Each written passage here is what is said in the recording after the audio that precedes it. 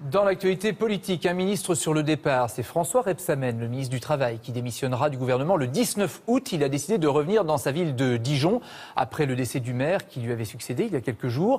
À Dijon, en tout cas, ce retour est attendu. Le bien public titre ce matin « Le retour, c'est aujourd'hui ». C'est une variante, en fait, de « Le changement, c'est maintenant ».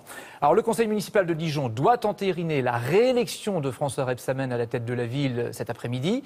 Catherine Demangeat, François Rebsamen, ministre du Travail, c'est un poids lourd du gouvernement. Oui, c'est un proche de François Hollande. En 2012, il rêvait d'avoir le ministère de l'Intérieur. Finalement, c'est au ministère du Travail qu'il a atterri. Un poste clé, difficile, où, il faut le dire, François Rebsamen a déçu. Certes, il n'est pas seul responsable de la progression du chômage. L'échec est collectif, 200 000 chômeurs de plus en 16 mois.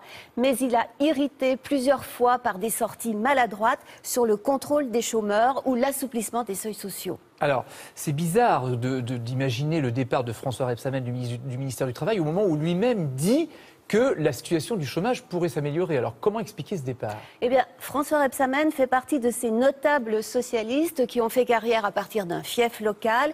Il préfère donc retourner dans ce fief, Dijon, une ville qu'il a gérée pendant 14 ans, une base arrière solide, alors qu'un remaniement ministériel pourrait intervenir après les régionales à la fin de l'année. Et là, l'avenir n'est pas assuré. Et il y a déjà des noms de successeurs sur les rangs ? Comme toujours, Ouais, des noms ça va circulent vite. déjà. Stéphane Le Foll, l'actuel ministre de l'Agriculture, ou Jean-Marc Germain, le député ex-frondeur. Ce qui est certain, c'est que François Hollande a lié sa candidature en 2017 à l'inversion de la courbe du chômage.